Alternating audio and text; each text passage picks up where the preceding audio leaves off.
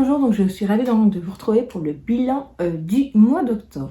Donc comme pour chaque vidéo, donc c'est divisé en plusieurs catégories. Donc il y aura les lectures, les séries TV, films, etc.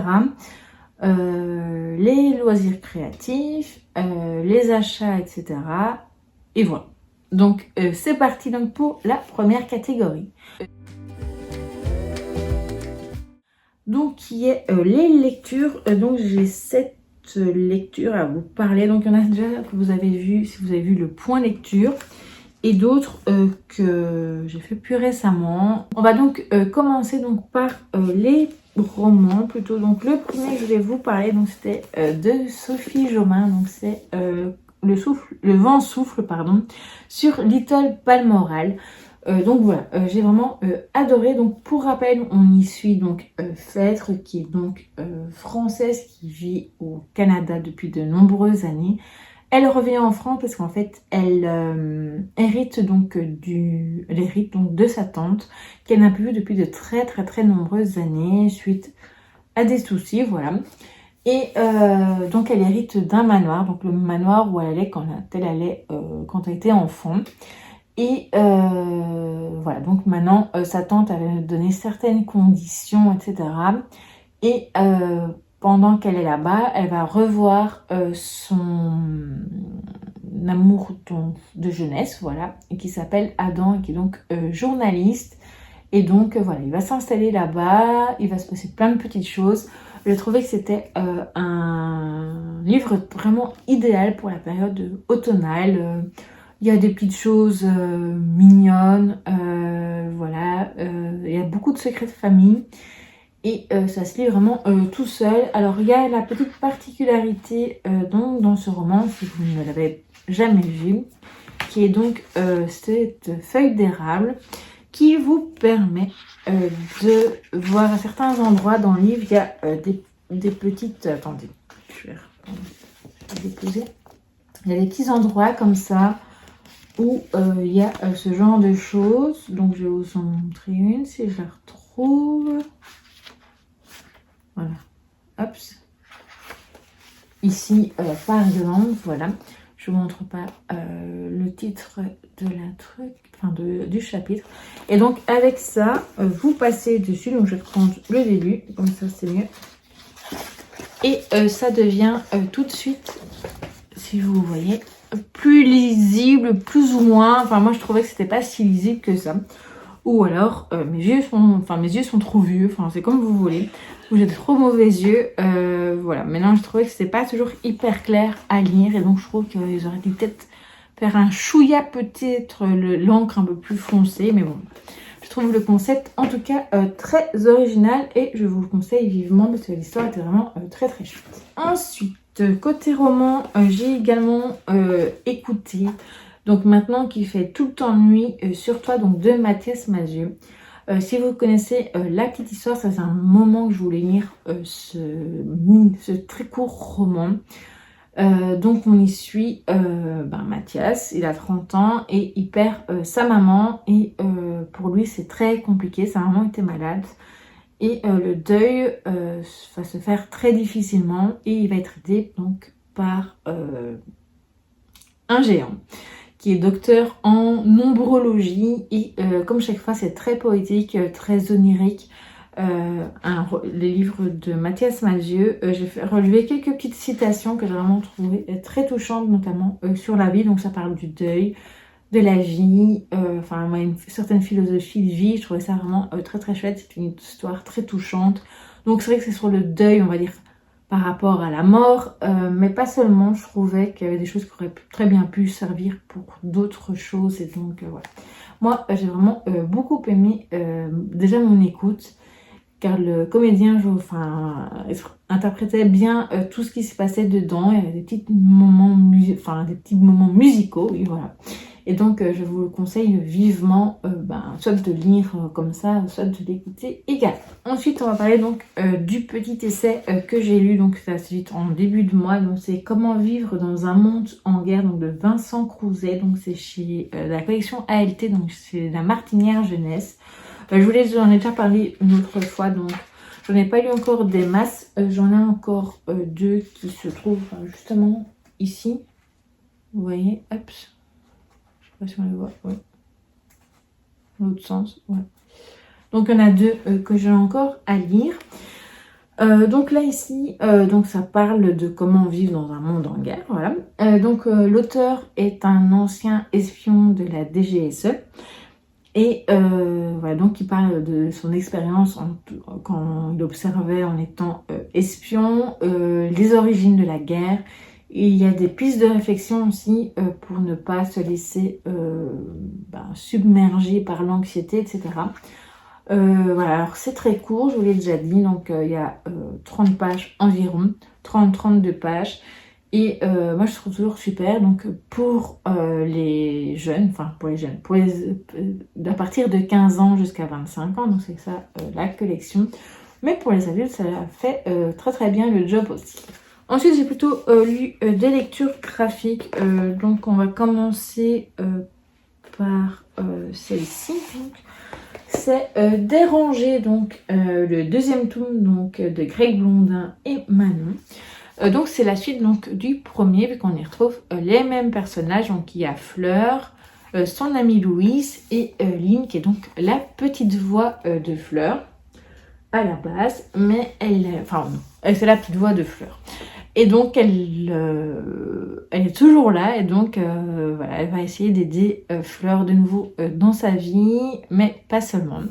Et moi j'ai vraiment beaucoup aimé, je trouve toujours que c'est très original la façon dont on te présente, vu que c'est quand même du développement personnel d'une certaine façon aussi. Je suis toujours fan des citations qu'il y a au début de chaque chapitre, comme vous pouvez le voir ici. Donc je vous montre en même temps une page, voilà. Moi j'aime vraiment beaucoup. Et donc ici pour ce chapitre 1, c'est n'aie pas peur d'avancer lentement et peur de rester immobile. Et donc c'est comme ça, il y en a plusieurs à partir, enfin il y en a toujours une à chaque chapitre, je vais y arriver.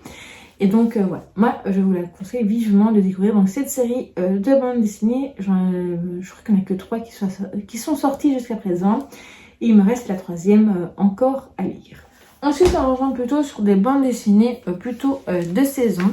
Donc la première que j'ai lue, donc c'était Sorcière, le volume 5, le mystère du monstre noir, donc de Joris Chamblin et Lucille Thibaudier.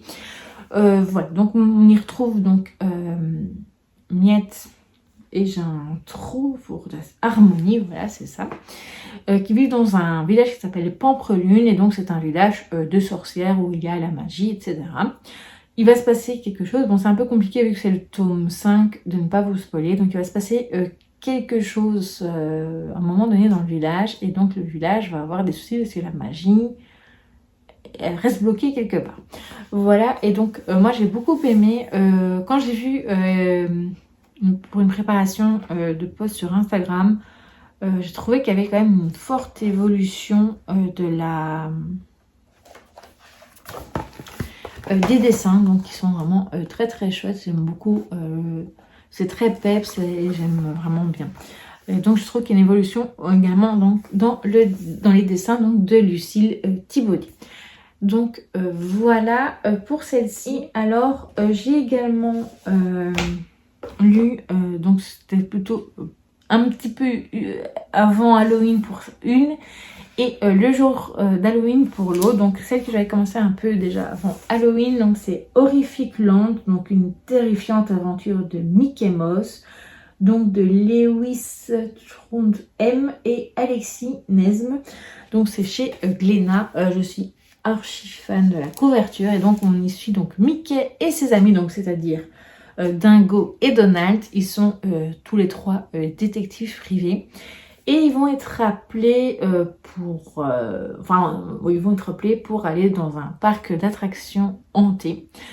Pas pour au début une affaire, enfin pour autre chose, mais finalement ils vont rester là pour une autre affaire. Donc c'était très très chouette. Je trouvais que c'était totalement dans l'ambiance et je suis hyper fan du graphisme. Je vais essayer de vous en montrer une sans que ça spoil l'histoire. Et ben voilà, ici au tout début c'est parfait. Donc j'espère que vous voyez bien. Je trouve qu'il est vraiment super bien fait. Les graphismes vraiment chouettes. Et donc c'est la deuxième bande dessinée comme ça que je lis donc de chez Glénat par rapport à Disney. Donc avant c'était les vacances de Donald et j'en ai encore dans ma wishlist et donc j'en lirai très certainement dans les prochains mois. Et enfin donc ma lecture vraiment d'Halloween, c'est donc un petit album jeunesse et ça va être sans surprise pour vous vu que c'est je suis mercredi, donc mercredi je suis mercredi. Donc c'est un album officiel indispensable pour tous les fans de mercredi. C'était très chouette, c'est très court, c'est très voilà, c'est dans l'univers de la série, donc comme notamment si vous avez vu, vous reconnaissez tout ça, la signification, on va dire ça comme ça. Et alors je vais essayer de vous en trouver une autre, voilà ici. Donc je suis assez fan, donc ça se lit très rapidement. J'avais pas envie d'une longue lecture pour Halloween, donc déjà que j'ai terminé donc celle-ci ce jour-là, et donc j'ai lu également celle-là, et donc c'était très très chouette. Voilà donc pour mes lectures donc du mois d'octobre. Du côté de maman, qu'est-ce qu'elle a lu maman qui me plaisait bien? Les mystères de Byton Cove. Donc je ne les ai pas ici parce que j'ai laissé dans son chariot de Cozy Mystery. Donc c'est un Cozy Mystery. Et alors qu'est-ce qu'il y avait d'autre qui m'intéressait? Surtout celui-là en fait, qui m'intéresse encore assez bien. Ah oui, elle avait lu également un autre que là j'ai fait. C'est donc 10 jours donc pour une love story de Kirsty Greenwood. Donc voilà. Et donc la toute dernière petite lecture, je voudrais dire, c'était quoi? Non, je crois que c'est les deux vraiment alors que j'ai oublié. Enfin donc ouais, maman avait lu quelques livres et c'était ceux que j'avais le plus retenu, en tout cas ceux qui ont le plus retenu mon attention. Et donc on va passer à la catégorie suivante, qui est donc les séries. Donc évidemment j'ai terminé pas mal de séries vu que vous vous souvenez le mois passé j'en avais plein en cours, donc on a terminé quand même quelques-unes. On a commencé une nouvelle et par contre je n'ai pas eu le temps de regarder de films ni de séries qui auraient été super pour octobre, donc pour la période halloweenesque, mais bon tant pis, j'ai pas eu le temps. Voilà, j'ai été occupée à autre chose et finalement ben, ça me rend quand même un peu triste au final, mais bon. Voilà, ce sera pour l'année prochaine ou un autre moment dans l'année si j'ai envie de me faire un truc un peu Halloween sans que ce soit... Voilà. Donc on commence tout de suite, donc c'est toutes quasi des séries françaises.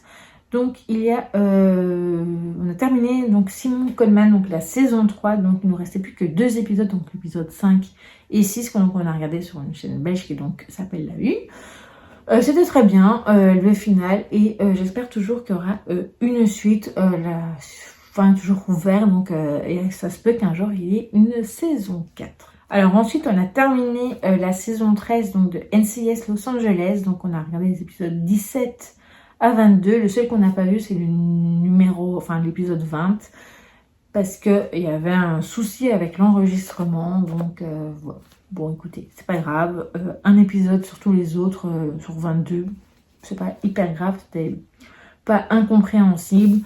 Et donc, voilà, donc très contente, j'espère qu'ils mettront assez vite la saison 14, car j'aime vraiment beaucoup cette série. Ensuite, une série française, donc c'est Master Crime, donc la saison 3, donc sur une chaîne belge qui est toujours la même, donc c'est la une. Donc on a regardé les épisodes 1 à 6. Donc Master Crime, c'est cette série avec Muriel Robin, qui est donc criminologue, qui est professeur donc à l'université, donc qui donne du cours en criminologie, c'est logique. Et voilà, donc on la retrouve. Là, par contre, il y avait quand même pas mal de changements dans cette saison. Et la fin pourrait être quand même ouverte. Ouais, elle reste quand même ouverte, mais ouais. Donc j'espère quand même qu'il y aura une suite. Même si, en soi, si ça se termine comme ça, c'est pas hyper grave. Mais voilà, c'était vraiment un très bon moment, une très bonne saison. Et donc, on espère qu'il y aura quand même une saison 4. Alors ensuite, on a regardé un téléfilm. Donc, c'est une série qui vient d'un livre. Donc, une série de livres. C'est un Cozy Mystery. Donc, c'est Rendez-vous avec le crime. Donc, la série de livres, donc c'est écrit par Julia Chapman. Personnellement, j'en ai lu que le premier tome jusqu'à présent. J'ai toujours le deuxième tome. Et d'ailleurs, ce serait peut-être l'idéal que je le sorte dans pas trop longtemps, vu que ça se passe à Noël, je pense, ce tome-là. Faudrait que je vérifie. Donc, on a déjà regardé 2 épisodes il y a 1 an, peut-être 2, je ne sais plus. Et donc là, on a regardé l'épisode 3. Et j'ai pas noté comment il s'appelait. Donc, je vous le remettrai ici, ou alors vous le verrez donc, sur l'image. Et donc c'était sur France 3. C'était donc, je disais, sur France 3. Et c'était bien, mais c'était quand même presque 2 heures. Donc il faut vraiment avoir du temps devant soi et ne pas le regarder trop tard. Enfin, ça dépend de l'heure à laquelle vous allez vous coucher, évidemment. Et donc on a encore un à regarder, donc un 4e. Et voilà, on regardera bientôt. Et enfin, donc la dernière série qu'on a regardée entièrement entre guillemets pour celle-là, c'est donc HPI, la saison 5. Donc si vous suivez mes vlogs, vous savez. Donc on avait regardé, je crois que c'était le mois passé, l'épisode 5. Et donc il en restait le 6, le 7 et le 8. Et pour être honnête, on a regardé que le 8 parce qu'on voulait voir l'épisode final, vu qu'après la série est terminée. Et on a été assez déçus. Je pense que vous l'avez déjà dit aux autres moments où vous avez sorti la saison 4 déjà, à mon avis. Je sais plus si c'était à partir de la saison 3 ou à la saison 4. Moi, je trouvais que ça partait un peu dans tous les sens. C'était trop tiré par les cheveux, même si l'idée... mes préférés restent les 2 premières saisons. Après, voilà. Je n'ai pas encore regardé la version américaine qui est donc sur Disney+, car on n'a pas encore repris actuellement, même pour 1 mois ou 2, Disney+. Donc pour l'instant, voilà. Donc je pense qu'à un moment donné, je regarderai peut-être un jour la version américaine. En tout cas, c'est une série, si vous l'avez jamais vue, que je vous conseille. Et donc voilà. Mais moi, personnellement, je n'aime que les 2 premières saisons. N'hésitez pas à me dire, vous, ce que vous en pensez. Voilà. Et notre série en cours, donc c'est la Astrid et Raphaël, donc la saison 6. Donc on a regardé jusqu'à présent les épisodes 1 à 3, toujours sur la chaîne belge, donc la 1. Et c'est très bien. J'aime beaucoup, j'ai beaucoup aimé le premier épisode, puis le 2e, et là le 3e aussi. C'est très chouette, j'aime beaucoup. Et j'ai hâte de voir les autres épisodes, même si au moment où je vous filme, on a déjà regardé le 4e. Et donc, je crois que c'est à peu près tout. Oui, c'est tout. Donc, pour les films, enfin, pour les séries télé, vu qu'il n'y a pas de films, etc. Donc, on va passer à la catégorie suivante. Il s'agit donc de la catégorie des loisirs créatifs. Donc écoutez, je peux dire que je m'attendais à faire plus de choses, mais c'est quand même bien.